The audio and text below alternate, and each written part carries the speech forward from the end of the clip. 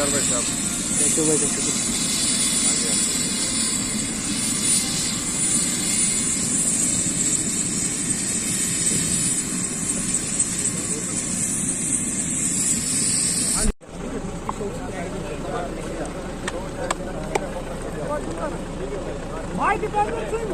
जिंदाबाद।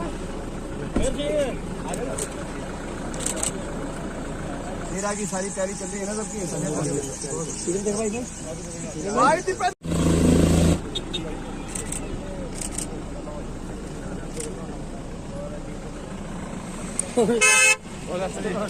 ठीक है भाई।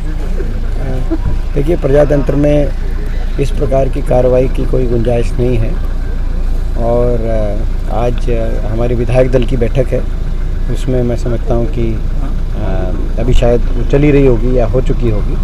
तो हुड्डा साहब के नेतृत्व में विधायक दल इस पे अपना फैसला करेगा। कल बजट आने जा रहा है, तो अभी उस पर भी हमारा पूरा ध्यान है। ये सरकार बड़े बड़े वायदे करके आई थी, 5000 पेंशन, पुरानी पेंशन स्कीम, पंजाब स्केल, युवाओं को रोज़गार, बहुत बड़े वायदे किए गए थे। लेकिन आज अर्थव्यवस्था हरियाणा की पटरी से उतर गई। आज 3 गुना कर्जा चढ़ गया। बेरोजगारी में हरियाणा देश में नंबर 1 हो गया। भ्रष्टाचार में देश में हरियाणा का नाम आ रहा है। ऐसे में खुली लूट चली हुई है। कहीं खनन की बात हो, शराब माफिया की बात हो, खनन माफिया की बात हो, रजिस्ट्री माफिया की बात हो, हरियाणा के अंदर खुला भ्रष्टाचार का खेल चल रहा है और अर्थव्यवस्था पटरी से उतर गई, ना निवेश हुआ। तो ऐसे में जो बजट आ रहा है, ये क्या राहत देगा नहीं देगा, आज हमारी बजट पे सारी नज़र रहेगी कल। और सकारात्मक विपक्ष की तरह जहां सरकार को अच्छा काम करेगी तो बजट में हम उसको सराहेंगे, और जहां ये सरकार अगर अपने पुरानी कार्यशैली जो इन्होंने दिखाई पिछले 7-8 साल में, उसी कार्यशैली को आगे बढ़ाते हुए अगर जन विरोधी बजट पेश करेगी तो हम एक एक बात को लोगों के सामने रखेंगे। धर्मांतरण कानून कहा गया, पास किया गया है हरियाणा की विधानसभा में, उसको लेकर आपके विधायक ने ऑब्जेक्शन किया था, उसको लेकर क्या कहेंगे? बिल तो वो पास कर ही रहेंगे। देखिए, ऐसा है कि मैं समझता हूँ कि निलंबन का कोई रास्ता प्रतिनिधित्व में नहीं होता। सभी अपने चयनित होकर आए हैं, लोगों के आशीर्वाद से सब वहाँ पहुँचे हैं।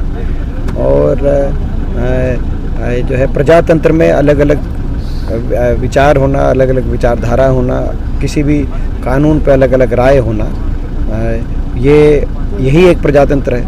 नहीं तो अगर सभी की एक हर चीज़ पे राय हो तो वो तो प्रजातंत्र नहीं है। 90 विधायक हैं, सबको अपनी स्वतंत्रता होनी चाहिए, निलंबन नहीं होना चाहिए। आज प्रचार प्रसार थम जाएगा। आप यूपी में खुद गए, बहन प्रियंका जी के साथ, पंजाब में भी गए। 5 प्रदेशों के जो नतीजे आएंगे, 5 प्रदेशों के नतीजे कांग्रेस पार्टी के हक में आएंगे और भाजपा को झटका मिलने जा रहा है। देश में लोगों ने बदलाव का मन बनाया है। जो भाजपा अहंकार, इतने अहंकार से जो पार्टी चल रही है, उस अहंकार को तोड़ने का लोगों ने मन बनाया है। मुझे विश्वास है कि 5 में 4 प्रदेशों में, उत्तराखंड, पंजाब, मणिपुर और गोवा के अंदर कांग्रेस बहुमत की तरफ बढ़ती दिखाई देगी।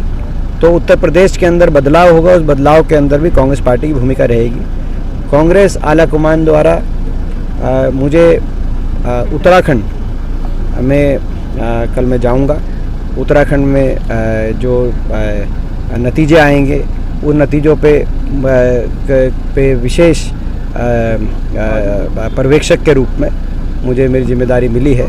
तो हम उत्तराखंड जाएंगे कल और 2 दिन उत्तराखंड रहेंगे। हमें उम्मीद है कि उत्तराखंड में सरकार कांग्रेस पार्टी की बनेगी। बाकी जगह 13 तारीख की पूरी तैयारियां चल रही है विपक्ष? हाँ, विपक्ष आपके समक्ष कार्यक्रम हमारा जो है ये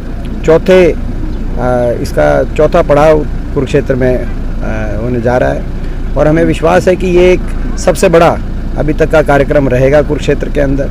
यहाँ पे हमारा मजबूत नेतृत्व है और जो अभी ये कोरोना और किसान आंदोलन के बाद अब हम इस कार्यक्रम में और तेज़ी लाएंगे और 13 तारीख को मुझे पूरा विश्वास है एक बहुत बड़ा जो है आप देखना लोगों की हाज़िरी भी रहेगी और हर वर्ग की आवाज़ उठाने की कोशिश, यही एक विपक्ष की भूमिका रहती है।